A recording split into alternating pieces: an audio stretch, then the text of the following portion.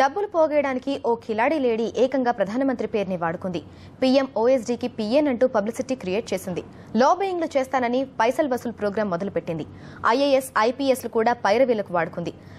లక్షలు దండుకుంది. కానీ హైదరాబాద్లో ఓ సెటిల్మెంట్ కేసు ఒప్పుకొని లైఫ్ సెటిల్ చేసుకోవాలనుకుంది. కానీ సీన్ రివర్స్ అయి సీసీఎస్ పోలీసులకు చిక్కింది. మొహానికి ముసుగు కప్పుకోవడం తప్ప సుమన్ సింగ్ కు ఇంకేమీ మిగల్లేదు. చేసిన మోసాలు వెంటపడి తరుముతుంటే మొహానికి ముసుగేసు తెరక్క ఇంకేం చేస్తుంది?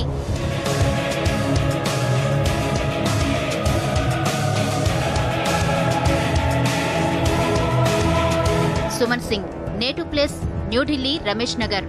ప్రొఫెషన్ జనాల నెత్తిన కుచ్చుటోపీ పెట్టడం. పైరువీరు చేస్తానంటూ పైసలు గుంజడంలో సుమన్ సింగ్ ఆరితేరింది. ఏకంగా దేశ ప్రధాని పేరు వాడుకుంది.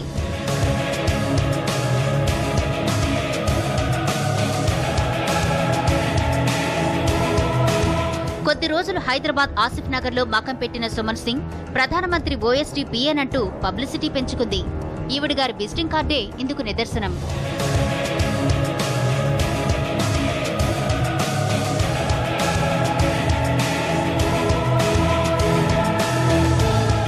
ఐఏఎస్ ఆఫీసర్నంటూ సుమన్ సింగ్ 15 ఏళ్లుగా ఢిల్లీలో ఎర్రబల్బు, అధికారులు వాడే జెండా కారులో తిరిగేది. దర్పం వలకపోసి ఐఏఎస్, ఐపీఎస్ అధికారులు కూడా వణికించింది.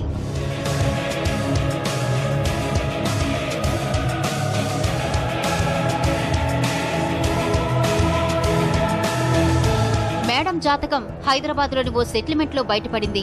టోలీ చౌక్ లో ఉండే మహమ్మద్ ఖలీల్ 2009లో భూ వివాదం కేసులో సుమన్ సింగ్ ను ఆశ్రయించాడు. 20 లక్షలకు ఒప్పందం కుదుర్చుకున్న సుమన్ సింగ్ అడ్వాన్స్ గా 10 లక్షలు దండుకుంది. పని తర్వాత మిగతా సొమ్ము అన్న ఈ కిలాడీ లేడీ ఆ తర్వాత పత్తా లేకుండా పోయింది. లేటుగా తేరుకున్న ఖలీల్ పోలీసులను ఆశ్రయించాడు. 2 ఏళ్ల నుంచి ఈ ఫేక్ పీఎం ఓఎస్డీ పీఏ గురించి గాలిస్తున్న పోలీసులు ఎట్టకేలకు పట్టుకోగలిగారు.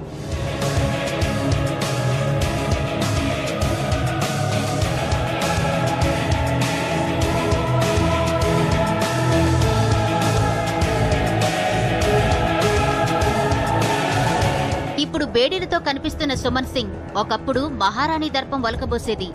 ఐఏఎస్ అనే డిజిగ్నేషన్ తో పెద్ద పెద్ద ఈవెంట్లకు కూడా అటెండ్ అయ్యేది. వీఐపీ రేంజ్ లో మెమెంటోలు కూడా అందుకుంది. మరి ఇప్పుడేంటండి లేడీ కిలాడీలా పోలీసులకు చిక్కారంటే ఏం చెప్తుందో చూడండి.